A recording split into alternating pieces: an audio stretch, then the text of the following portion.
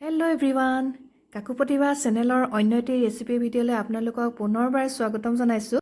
আজিৰ ৰেচিপিটো আছে golden crown butter mushroom recipe আৰু এইটো মই আগতে এবাৰ সোৱাদ লৈছিলোঁ আৰু আজি ভাবিলোঁ প্ৰথমবাৰৰ বাবে মই নিজে ৰান্ধি ইয়াৰ সোৱাদটো লওঁ আৰু ৰান্ধিছোঁ যেতিয়া ভাবিলোঁ ভিডিঅ'টো আপোনালোকৰ মাজতো শ্বেয়াৰ কৰোঁ। ৰেচিপিটোৰ কাৰণে মই বজাৰৰ পৰা এটা বাটাৰ মাছৰুমৰ টেমা এটা লৈ আহিছোঁ আৰু মটৰ আৰু কাঠফুলাৰ কম্বিনেশ্যনটো বহুত টেষ্টি হয় আৰু ভাবিলোঁ তাৰ লগতে মটৰৰ লগতে ৰান্ধিম আৰু টেমাটো এনেদৰে খুলি তাত ভিতৰত কাঠফুলাখিনি পানীৰ মাজত আছিলে। যিহেতু টেমাত থকাৰ কাৰণে হয়তো কেমিকেল থাকিব পাৰে, গতিকে মই কাঠফুলাখিনি গৰম পানীৰে কেইবাবাৰো ধুই লৈছোঁ আৰু দুটা পিচ কৰি লৈছোঁ আৰু গোটাকো দিব পৰা যায় বাৰু, কোনো কথা নাই। মই দুটা পিচ কৰি লৈছোঁ। মই ভাল পোৱা অন্য কামেই হওক বা ৰন্ধা কামেই হওক আপোনালোকৰ মাজলৈ লৈ আনি থাকিম। গতিকে যিসকল নতুনকৈ আহিছে তেওঁলোকে মোৰ চেনেলটো ছাবস্ক্ৰাইব কৰি দিব বুলি ভাবিলোঁ আৰু লাইক এটা কৰি দিব। মোৰ চেনেলত নতুন নতুন ভিডিঅ' আপোনালোকে দেখা পাই থাকে আৰু এতিয়া ৰেচিপিটোৰ কাৰণে গোটেই মছলাৰ কাৰণে যিখিনি বস্তু লাগিব এইখিনি গোটেইখিনি মই যোগাৰ কৰি লৈছোঁ।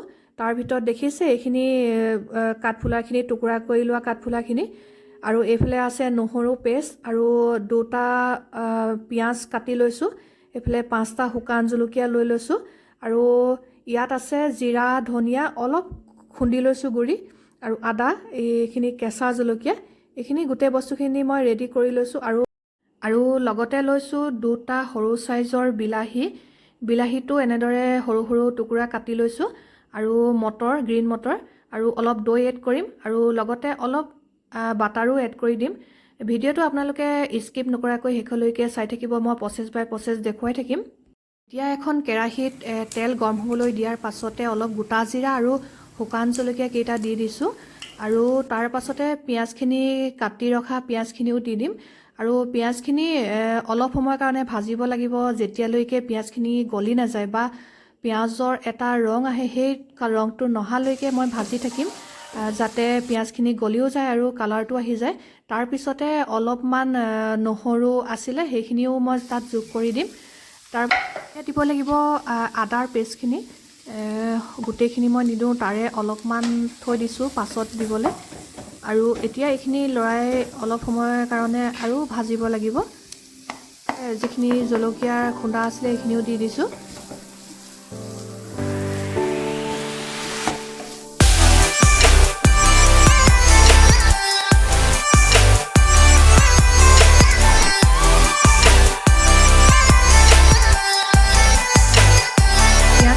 গলা যেন লাগিছে, তাৰ পাছতে মই জোখমতে হালধি দি দিছোঁ।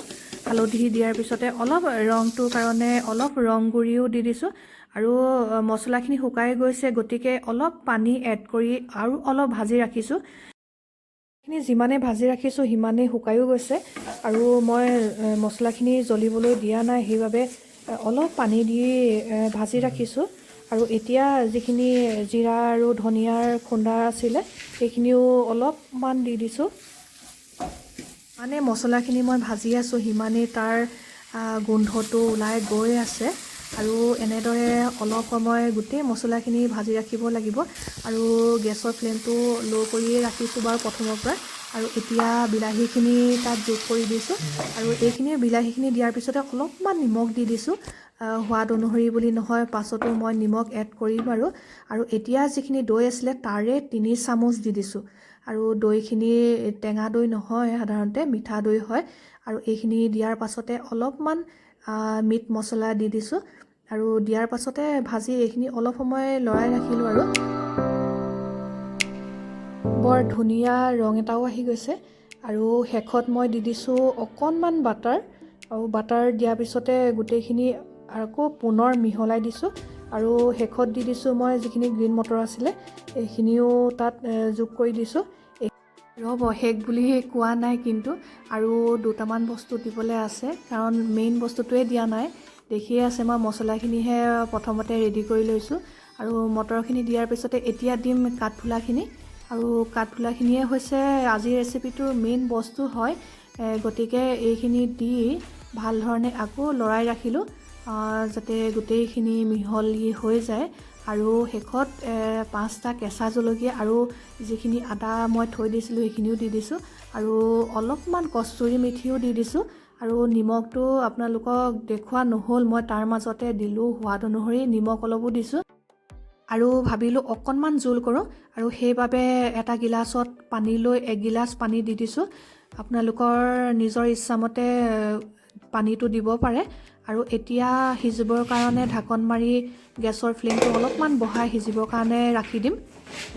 ফাইনেলি আজি মোৰ গল্ডেন ক্ৰাউন বাটাৰ মাছৰুমৰ ৰেচিপিটো সিজি গৈছে আৰু দেখিছে ইমান ধুনীয়া এটা ৰং আহি গৈছে আৰু গোন্ধটো একদম পূৰা নাকত লাগি গৈছে, খাওঁ খাওঁ লাগি গৈছে আৰু আজি মোৰ ৰেচিপিটো আপোনালোকে ভাল পাব বুলি আশা ৰাখিলোঁ আৰু আজিলৈ আহোঁ। আপোনালোকে ভিডিঅ'টো চোৱাৰ বাবে সকলোকে মোৰ ফালৰ পৰা পুনৰবাৰ ধন্যবাদ জনাইছোঁ আৰু আজিলৈ ৰেচিপিটো ইমানতে শেষ কৰিলোঁ।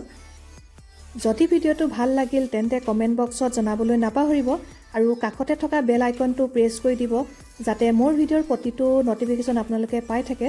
আজিলৈ আহোঁ, বাই বাই।